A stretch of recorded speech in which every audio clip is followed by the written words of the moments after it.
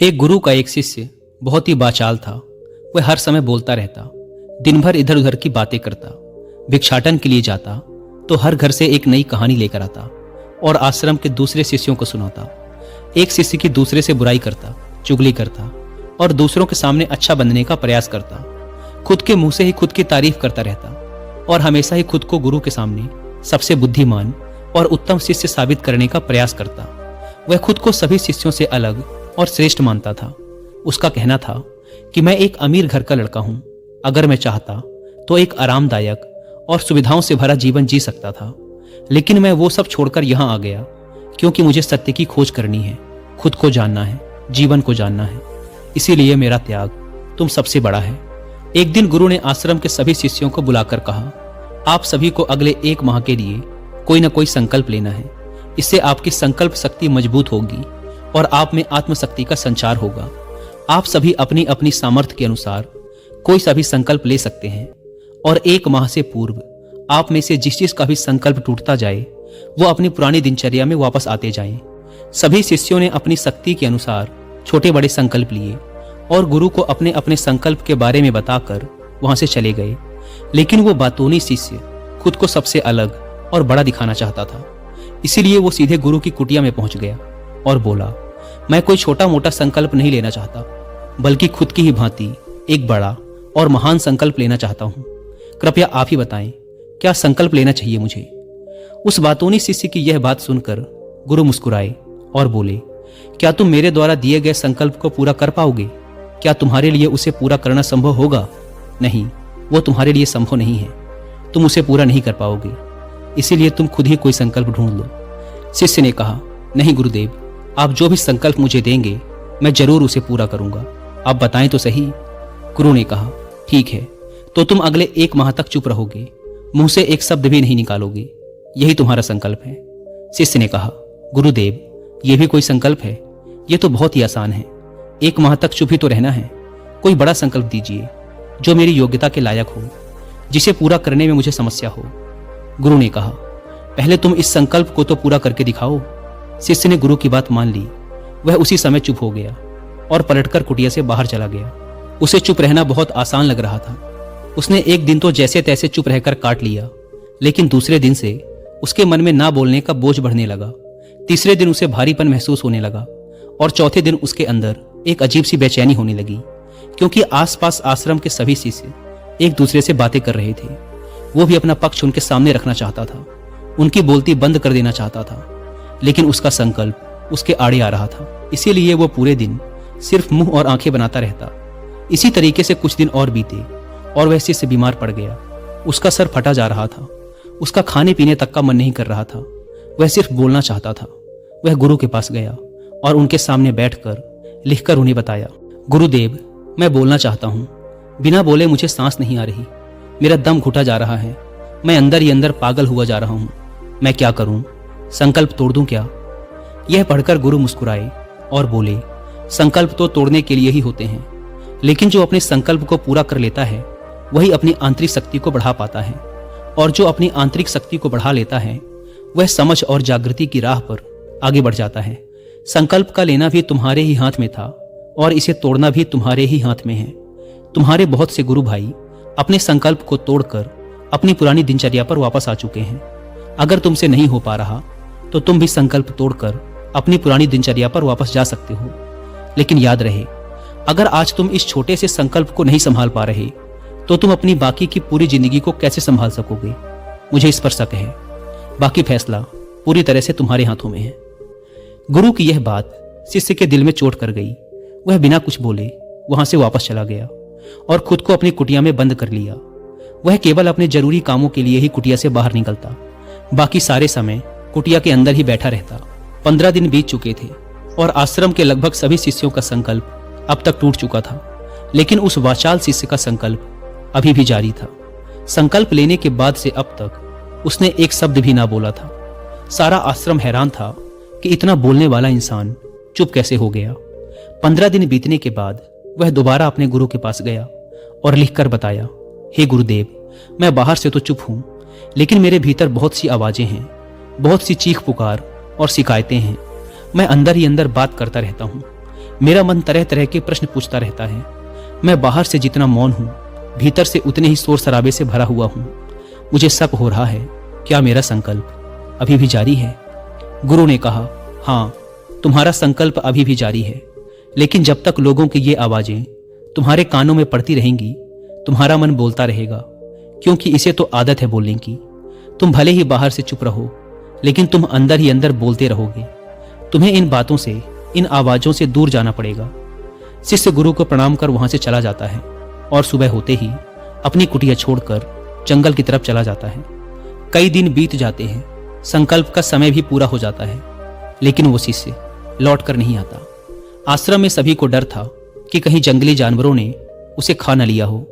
इस बीच उसे ढूंढने की बहुत कोशिश की गई, लेकिन वो कहीं नहीं मिला। सभी गुरु भाइयों ने मान लिया था कि जंगली जानवरों ने उसे अपना शिकार बना लिया है, लेकिन गुरु को ऐसा नहीं लगता था। एक दिन आश्रम का एक शिष्य गुरु के पास आया और बोला, गुरुदेव, उस वाचाल शिष्य के साथ क्या हुआ होगा? क्या जानवरों ने उसे मार दिया होगा? गुरु ने कहा, हो सकता है कि जानवरों ने उसे अपना शिकार बना लिया हो, लेकिन उसके ना लौटने की एक दूसरी वजह भी हो सकती है। शायद उसे वो मिल गया है जिसके लिए वो गया था। शिष्य ने पूछा, गुरुदेव, क्या ज्यादा बोलना इतना हानिकारक होता है?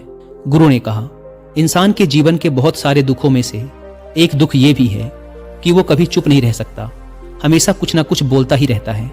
सिर्फ हमारे बोलने के कारण हमारे आधे से ज्यादा दुख पैदा होते हैं।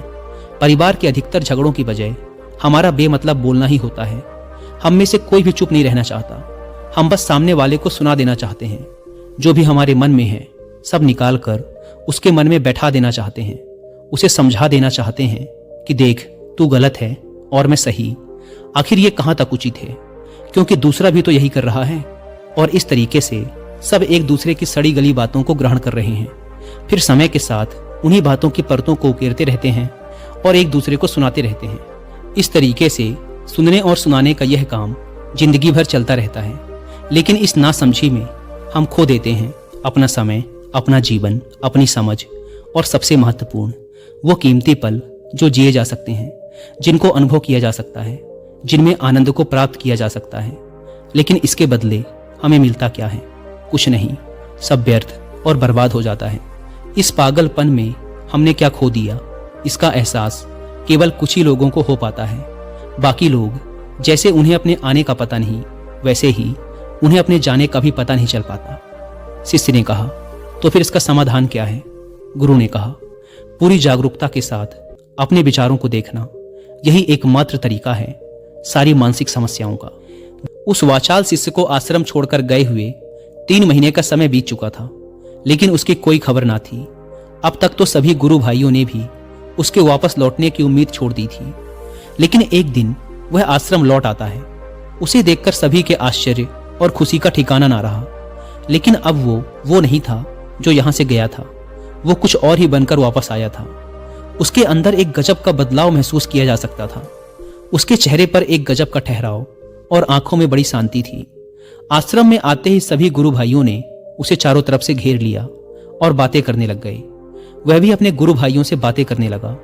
उससे बात करने वाले सभी शिष्यों ने यह अनुभव किया कि अब वह पहले जैसा उतावला और बातूनी नहीं रह गया था। उसके मुंह से एक एक शब्द बहुत ही सुलझे हुए और मधुरता के साथ निकल रहे थे। थोड़ी देर तक गुरु भाइयों से बात करने के बाद वह सीधा गुरु की तरफ चला गया। उसने गुरु के चरण छुए और कहा, गुरुदेव, क्या मैं अब भी मौन हूं? क्या अब भी मेरा संकल्प जारी है? गुरु ने कुछ देर तक शिष्य की आंखों में बड़े ध्यान से देखा और कहा, हाँ, तुम अब भी मौन हो। तुम्हारे मुंह से एक भी शब्द निकल नहीं रहा और तुम्हारा संकल्प अभी भी जारी है।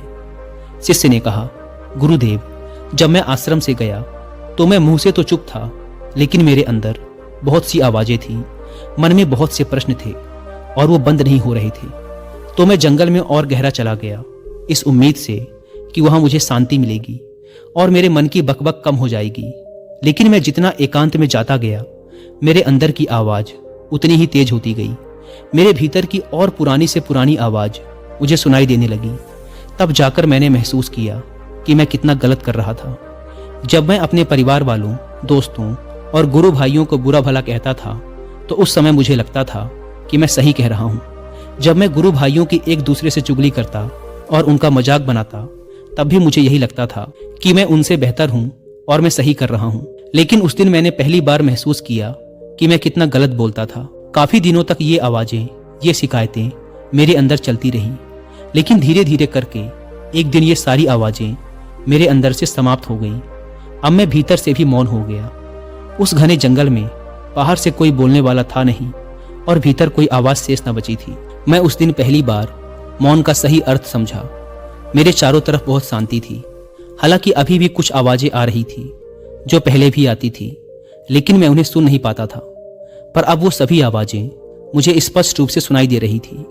हवा के चलने की आवाज, चिड़ियों के चहकने की आवाज, पानी के बहने की आवाज, भंवरों के गुनगुनाने की आवाज, ये सभी आवाजें मैंने पहली बार पूरे होश पूर्वक सुनी। अपने चारों तरफ इतनी शांति मैंने पहले कभी महसूस नहीं की थी। तो इस शांति को भंग करने के लिए मैंने पहली बार अपने मुंह से कोई शब्द निकाला। मैं चिल्लाया, हे ईश्वर, ये कैसी शांति है? सभी कुछ इतना शांत क्यों है? ऐसा क्या हो गया? लेकिन मेरे चिल्लाने के बाद भी वो शांति भंग ना हुई। सब कुछ पहले के जितना ही शांत था, बाहर भी और भीतर भी। हे गुरुदेव, मैंने अपने गुरु भाइयों से बात की, मैंने आपसे बात की। मैं बोल रहा हूँ, मैं चल रहा हूँ, मैं सब कुछ देख रहा हूँ, लेकिन मैं अपने भीतर एकदम एकांत में हूँ, मौन में हूँ। भीड़ में होता हूँ तब भी भीतर से अकेला एकांत में होता हूँ। जब मैं खुद में भी शोर करना चाहता हूँ तब भी एकांत में ही होता हूँ। अब सब दिखाई पड़ने लगा है, सब सुनाई पड़ने लगा है। गुरु ने कहा, जब तक हम बाहर की तरफ बोलते रहेंगे भीतर अशांति ही रहेगी। जिस दिन हम भीतर की तरफ मुड़ जाएंगे फिर बाहर हमारे मुंह से कुछ भी निकले हम शांत ही रहेंगे। दुनिया में जितनी भी बुराइयां हैं ज्यादातर हमारे बोलने से ही उत्पन्न होती हैं, क्योंकि हम चुप रहना नहीं चाहते। हम जितनी जरूरत है उससे कहीं ज्यादा बोलते हैं। हम सामने वाले को सुनना नहीं चाहते, बल्कि उसकी बोलती बंद कर देना चाहते हैं। उसे समझा देना चाहते हैं कि मैं कौन हूं, दिखा देना चाहते हैं उसे अपनी सारी सामर्थ्य। बस यही हमारी जिंदगी का मकसद बनकर रह जाता है। हमारी सारी ऊर्जा इस व्यर्थ के बोलने में बर्बाद होती रहती है। ऐसे पति पत्नी का जीवन दुखों से भर जाता है, जो हमेशा एक दूसरे को सुनाने में लगे रहते हैं। कभी एक दूसरे को सुनना नहीं चाहते, समझना नहीं चाहते, और चुप रहना तो उन्होंने कभी सीखा ही नहीं, क्योंकि चुप रहना उन्हें छोटा महसूस करवाता है। दुनिया की सभी लड़ाइयों का कारण हमारा बोलना ही है। इसीलिए हमें सिर्फ उतना ही बोलना चाहिए जितना जरूरी हो, क्योंकि व्यर्थ का बोलना ऊर्जा को नष्ट करना है, और ये बोलना ही हमें कभी अपने भीतर की ओर लौटने नहीं देता, क्योंकि यह हमें बाहर की ओर खींचकर रखता है। और बाहर है ही क्या इस संसार के अलावा। लेकिन अगर अपने भीतर के संसार की ओर मुड़ना है तो इस मुंह को बंद ही रखना चाहिए। इसीलिए जितने भी बुद्ध हुए, आत्मज्ञानी हुए, वो सभी एकांत की ओर भागे, ताकि उन्हें ज्यादा बोलना ना पड़े, ज्यादा सुनना ना पड़े। वो एकांत में रहे और शांत रहे, इसीलिए आसानी से भीतर की यात्रा कर पाए। लेकिन अगर कोई चाहे तो इस संसार में रहकर भी एकांत में रह सकता है, शांत रह सकता है, लेकिन इसके लिए उन्हें अपनी ऊर्जा बचानी होगी, जिसे वो अब तक अपने व्यर्थ के शब्दों में बर्बाद कर रहे थे। दोस्तों, इस कहानी की सीख यही है कि व्यर्थ का बोलना ऊर्जा को नष्ट करना है, और यह बोलना ही हमें अपने भीतर की ओर लौटने नहीं देता, क्योंकि यह हमें बाहर की ओर झुकाए रखता है। और जिन्हें भीतर की यात्रा करनी है उन्हें अपने मुंह को बंद ही रखना चाहिए। मुझे उम्मीद है कि आपको यह कहानी पसंद आई होगी।